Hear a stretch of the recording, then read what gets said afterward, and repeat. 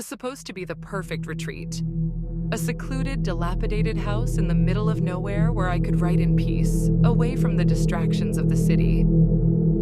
I had stumbled upon it while researching for my next novel, intrigued by the old photos and chilling rumors that surrounded it.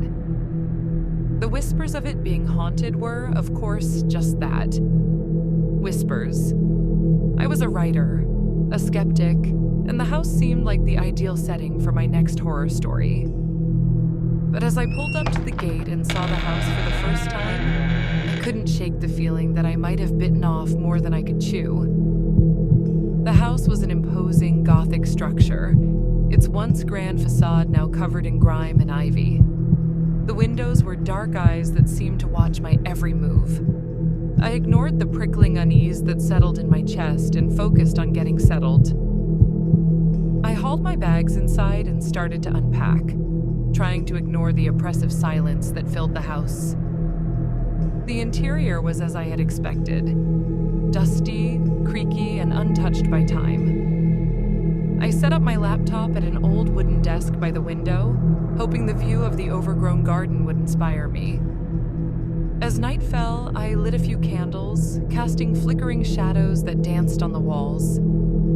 My mind buzzed with ideas, but the ambiance of the house kept distracting me. Every creak of the floorboards, every gust of wind outside, seemed to whisper secrets I wasn't meant to hear.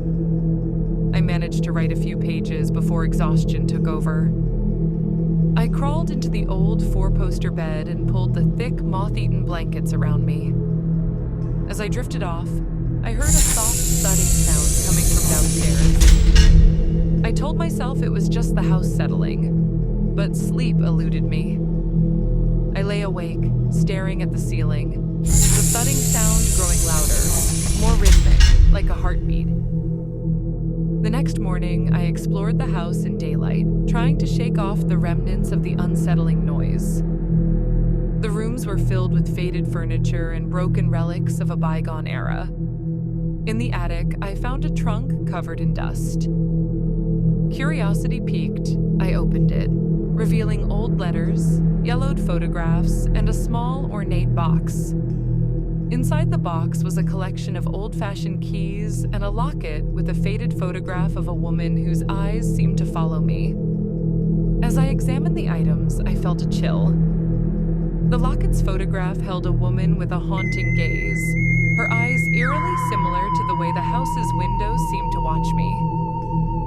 Shaking off the feeling, I returned to my writing, but the distraction was relentless.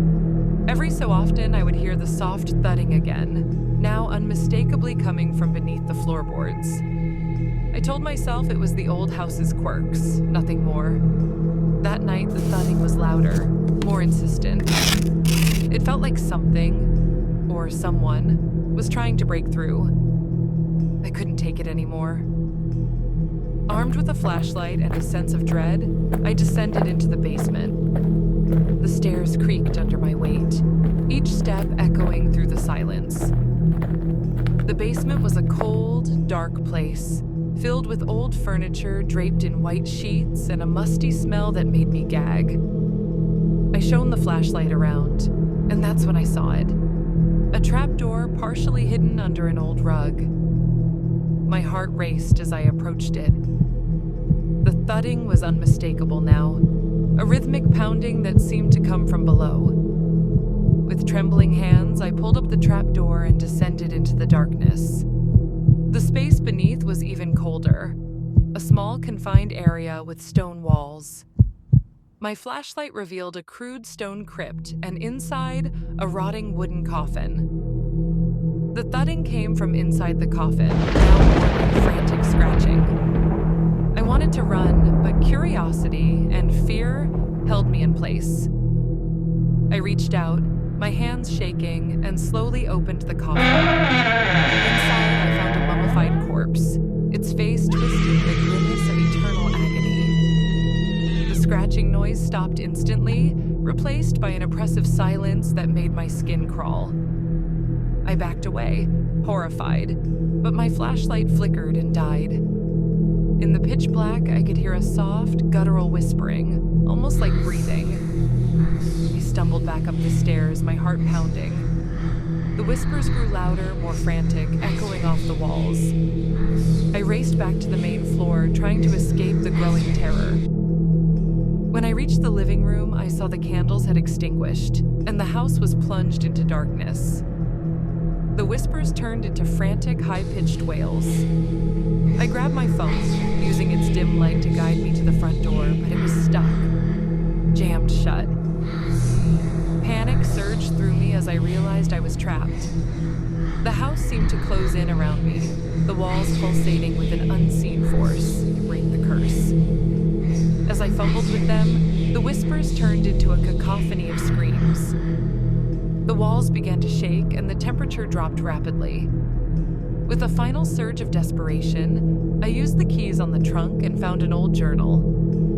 Flipping through its pages, I read about the house's dark history, of a woman who had been wronged and buried alive beneath the very floor where I had found her coffin. Her spirit was said to haunt anyone who disturbed her resting place. The house shuddered violently, and the whispers became deafening. I felt a cold, spectral hand grasp my shoulder, and I spun around to see a shadowy figure in the doorway. Its eyes were the same as the woman in the locket, filled with a malevolent rage. I ran, using every ounce of strength to push open the door. I stumbled out into the cold night, not looking back until I reached my car. As I sped away, the house loomed behind me, its dark windows watching me as I fled. I haven't returned since.